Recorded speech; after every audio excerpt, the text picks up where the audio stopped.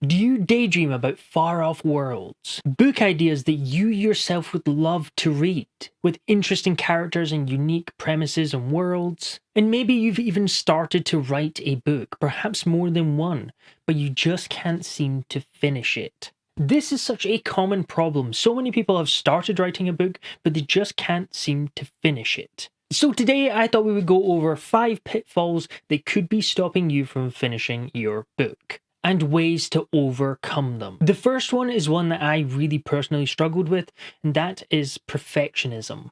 This catches so many first-time novel writers because we don't necessarily know what we're doing when we're getting into it, but we want it to be this amazing idea that's in our head. Chapter 1 has to have the best hook, the most interesting setup of characters. It can't have too much information because I've heard that's really important to not overload the reader. This is something that I personally really struggled with, and I think it's a real problem for newbie writers. They go in and they want it to be perfect first time round. Especially with your first book, you learn so much by just going through the process, and every time you finish a draft, you will be a better writer. And especially in these early days where you're writing your first book, the difference is exponential. The difference between when you just started and you got your first couple thousand words down compared to when you're in the hundreds of thousands range, the difference, even just by getting those words down, is huge. But I've heard so many writers really being stuck on the early chapters because they want it to be perfect, or they get so far in and they need to go back and fix something, or they're re-editing something they've already written. And while that does work for some writers, I know tons of fantastic writers that do edit their work before they continue on. For the most part, I do think that early writers should just focus on getting that first draft down. Now, there is this concept in the writing community called the zero draft. The whole idea is the first draft isn't even really a draft. When people think of it as a draft, they think, okay, a finished piece of work. When this is where this idea of the zero draft came in. And the whole idea of a zero draft is just to get the entire story down, just to tell the story to yourself. You're just working through the story and figuring out things as you go along. And an outline is a huge help. I do recommend outlining your work beforehand. Not all writers agree with this, but I personally really like having an outline. But the great thing about outlines is you can re-outline. So if you get so far in the story and suddenly it's taking a different tangent, go back to your outline and you can re-outline it with this new tangent.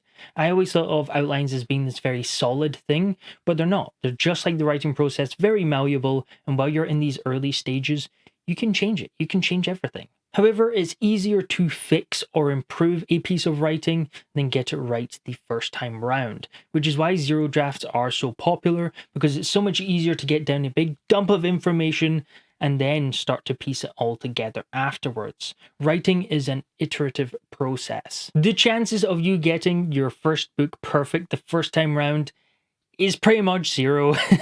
I'm sure there probably does exist somewhere, but for us normal people, the chances are very, very slim, which means it's so much easier to have something down and then be able to stand back and go, okay, what works and what doesn't work? And not only that, but that doesn't mean you need to fix the entire thing in draft 2.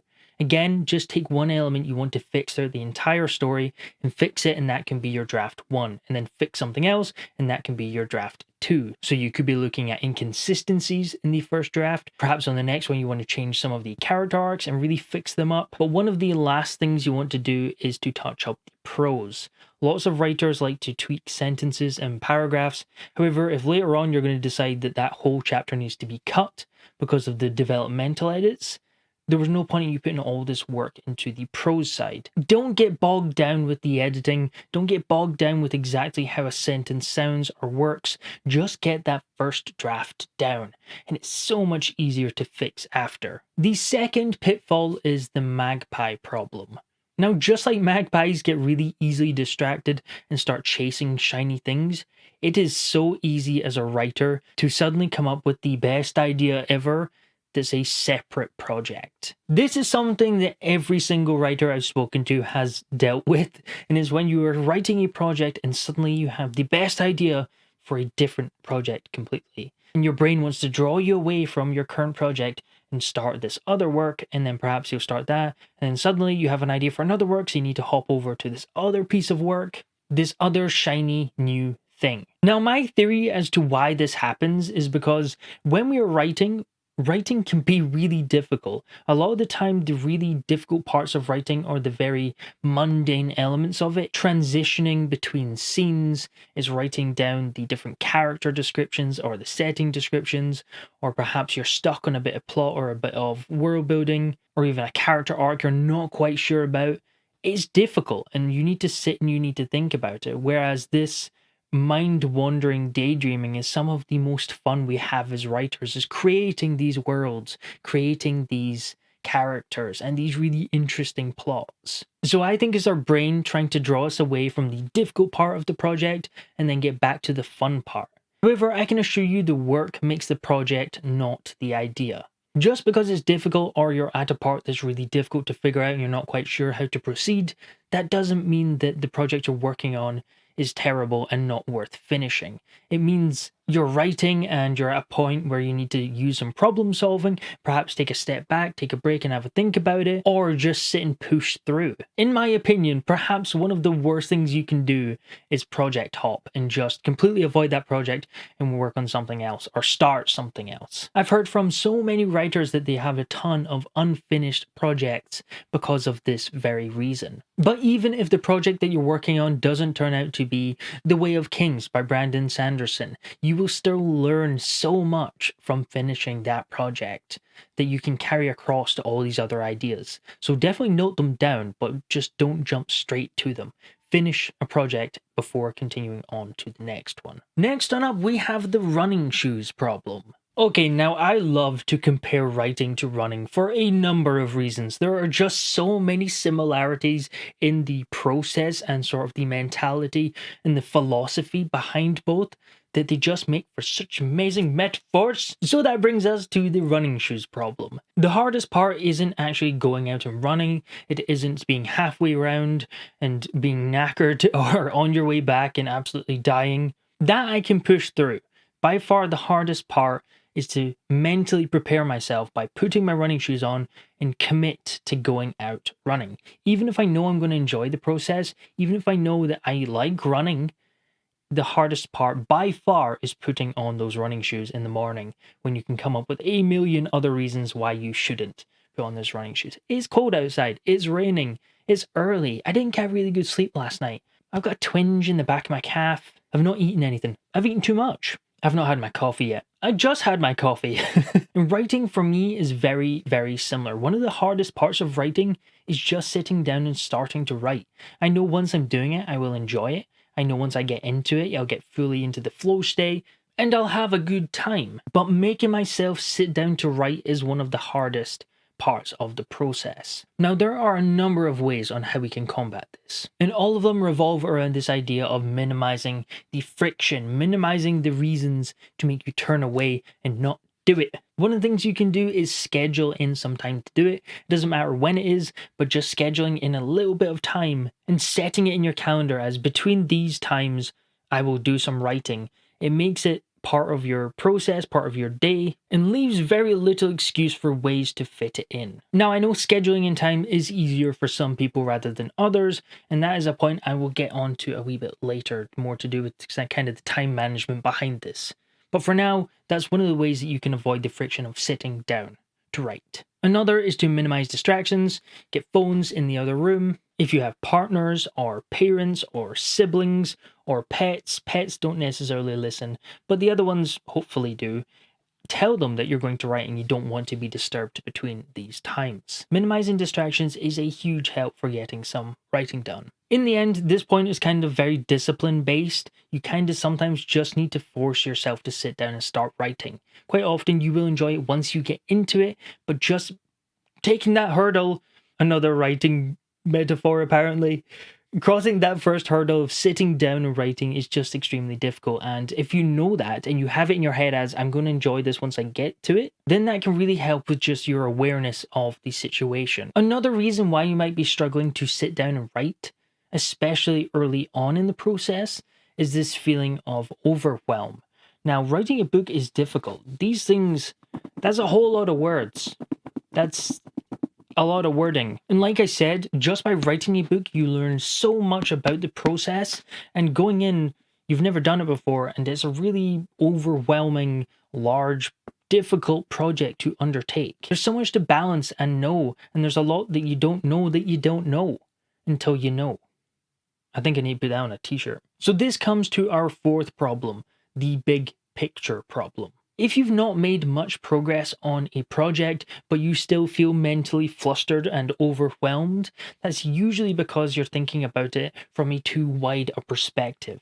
By breaking it down into smaller tasks, it makes it way more manageable. Again, especially when you're learning so much and you don't know a lot of the process, getting that many words down and balancing it all in your head is just impossible. Writers talk about you either being a pantser or a plotter. So a plotter is someone who thoroughly outlines a story before they start writing, whereas a pantser is someone like Stephen King who just starts writing based off an idea and figures it out as he goes along. However, it's not a binary system. It's not one or the other. This is very much a spectrum between the two. So it doesn't mean you need to be completely outline every single element of the story, and it doesn't mean you need to go in completely blind with just the vaguest idea of where you're going. I'm not saying that's where Stephen King is, it's just that's the other end of the spectrum, and Stephen King is one of the most well-known pantsers in speculative fiction. And the more you write, you will get better at figuring out where on the spectrum you sit and which kind of pre-production, if any, you would prefer before going into a new project. However, for first-time writers, I do really recommend having some sort of vague outline at minimum and some idea of what you want the structure of the book to look like. Now, I do recommend doing some research into plotting and structure. You can look at things like the hero's journey or the 3-act structure, or Save the Cat Writes a Novel. All these are really good starting points for outlining your novel. But how much detail and how much you want to outline is completely up to you. You can have just vague bullet points for each kind of act, or you can have a very thorough chapter by chapter breakdown of the entire book. And like I said earlier, the magic of outlines is you can re-outline while writing that first draft. If you're halfway through and suddenly you think it doesn't make sense for this character to do this, that's fine. Pause the novel, go back to your outline, and then you can re-outline with this new twist or turn in the narrative. But writing a book can be overwhelming. There is so much going on. It is a massive undertaking. So being able to kind of narrow in and just think about one element, thinking about starting the story, you can think about setting up these characters and the locations. It makes it so much easier just breaking it down into these more realistically thinkable tasks. Now I know what some of you are saying, I hear you already, but I just don't have time to do any of this. Probably the most common problem I've heard from writers is that they just don't have enough time to write their book. Now this comes to our fifth and final problem, the all or nothing problem. One of the great things about having all these online communities of writers and readers is being able to see what other people are doing and being able to have that back and forth, especially for big-time authors. You have authors like Brandon Sanderson, who is so open about what he is writing, the pacing of his writing, how much writing he gets done, and how he writes. He has an entire lecture series on how he writes novels. But I do think sometimes writers can see some of these other published authors that are doing it full time and look at the amount of work they're putting in and think, that's just not manageable for me.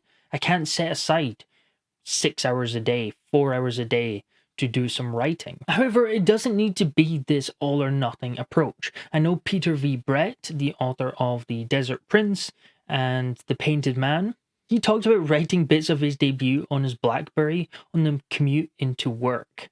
Now there's a big old asterisk with this entire section, is I'm not telling you to burn yourself out with every single bit of free time you have to get a bit of writing done.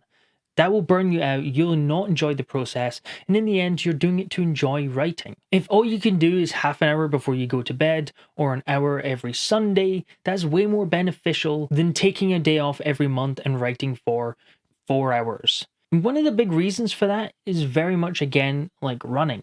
There's no point in going out and running a half marathon every month because you'll burn yourself out. It will be very painful. But if you're doing these shorter runs whenever you can, you're starting to build up this routine. You're starting to build up the muscle and you're keeping this story in your head. You're thinking about it. It means when you're doing other things, maybe something boring at work, some meeting, you can start thinking, okay, I wrote those 10 minutes this morning and I remember the character was doing this, but I'm not sure that's quite right. What if they did this instead? And another upside to this way of doing it is it does help with the running shoes problem as well. anyone can manage writing for 10 minutes.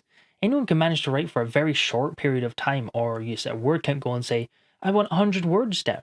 That's manageable. And writing is a muscle. Trying to sit down and write for 4 hours, or any lengthy sort of writing session, is extremely difficult, especially early on. By having these shorter writing sprints, I guess, is so much easier to build into an already very busy routine, but also just for building up to those larger writing sessions when you do eventually have time. And the other thing about the all or nothing problem is that even if someone has a very short period of time, but they think, oh, I can't fit in my normal 2-hour writing session, so then they don't get any words down, just zero, instead of writing for the 10 minutes they do have and getting some words down. And you'd be surprised how quickly these very short sessions add up over time. It doesn't need to be all or nothing. It can be somewhere in between where you're just getting a little bit of work done. Writing is one of the best things I've ever done. It's incredibly satisfying and gratifying, and what other adjectives can I think of? However, that doesn't mean it's not incredibly difficult. It doesn't mean that there aren't days where I don't want to write. It's just like there's days that I don't want to run. However, if I want to keep up my health and keep up to my running goals, I do really like having some level of consistency or semi-regularity because I want it to be part of my life, just like writing. So even the days where I'm not really feeling it, I quite often just force myself to sit down, and once you get into it, you really fall into the work. Not every day. There are some days you write and it's all just crap. But you write those days, that's part of the fun. It doesn't matter how long it takes you to finish it, or how good it is at the end, or what even you plan to do with it at the end. Are you just going to show your family? Are you going to try and publish it? Are you not going to show anybody? It doesn't matter. The process of writing is something really, really special. But I wish you all the best on your questing and adventuring. If you have any tips that really helped you with your writing, please feel free to drop them in the comments below. I'd be really interested to hear them, and I'm sure other writers would too. Thank you very much for watching. Out.